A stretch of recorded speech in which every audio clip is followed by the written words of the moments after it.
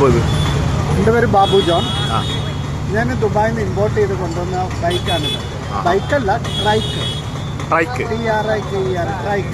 Means 3 വീലുള്ള ബൈക്കിനെയാണ് ട്രൈക്ക് എന്ന് പറയുന്നത്. ഓടിക്കുന്ന ആളെ ട്രൈക്കർ എന്ന് പറയും. നമ്മുടെ ഇന്ത്യയിൽ ഇത് ഫസ്റ്റാണ്. ഒരേ ഒരു വണ്ടിയേ ഉള്ളൂ. ഞാൻ ദുബായിൽ നിന്ന് ഇമ്പോർട്ട് ചെയ്തതാണ്.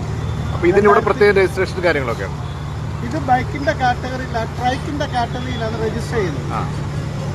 ഇവിടെ നമുക്ക് ഇല്ലാത്തൊരു കാറ്റഗറി ആയതുകൊണ്ട് അതിന് സ്പെഷ്യൽ പെർമിഷൻ എനിക്ക് 1 വർഷം എടുത്ത് RC ബുക്ക് കിട്ടാൻ 11 മാസം കഴിഞ്ഞിട്ടാണ് എനിക്ക് കിട്ടിയത്. അത് ബൈക്കിന്ന് രജിസ്റ്റർ ചെയ്ത് ഞാൻ ഹെൽമെറ്റ് വെക്കണം. ട്രൈക്ക് എന്ന് പറഞ്ഞാൽ ഹെൽമെറ്റ് വെക്കണ്ട. നമ്മുടെ സേഫ്റ്റിക്ക് വേണ്ടി ഹെൽമെറ്റ് വെക്കും.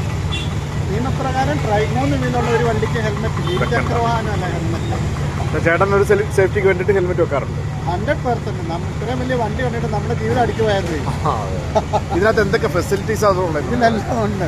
ABS ഉണ്ട്, ആന്റി ബ്രേക്ക് സിസ്റ്റം ഉണ്ട്, പിന്നെ വണ്ടി സൈഡിൽ ചരിയുന്നതിനെ കുറിച്ച് എല്ലാം ഉണ്ട്. എല്ലാ ഫീച്ചറും ഉണ്ട്.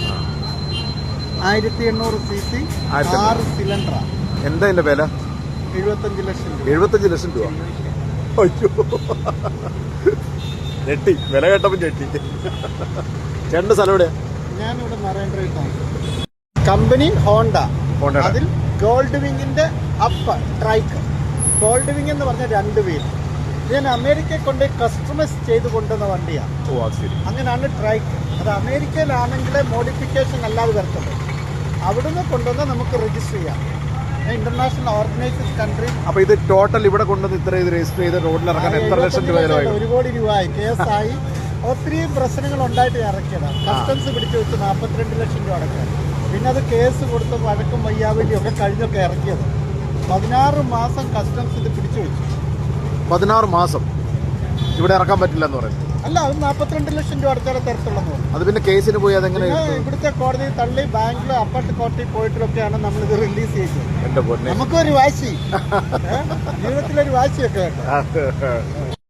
മൈലേജ് ഒരു 7-8 ഒക്കെ ഉള്ളൂ. പെട്രോൾ തന്നെയല്ലേ? 1800 cc 6 സിലിണ്ടർ അല്ലേ. പെട്രോൾ എന്ന് പറഞ്ഞാൽ ഇങ്ങനെ അങ്ങ് കുടിക്കുക. ആനയെ വളർത്താൻ വന്നൊരു ആഗ്രഹമല്ലേ. അത് തീറ്റ ഒന്നും നോക്കത്തില്ല. അത്രയേ ഉള്ളൂ നമ്മുടെ സന്തോഷ ജീവിതത്തിൽ.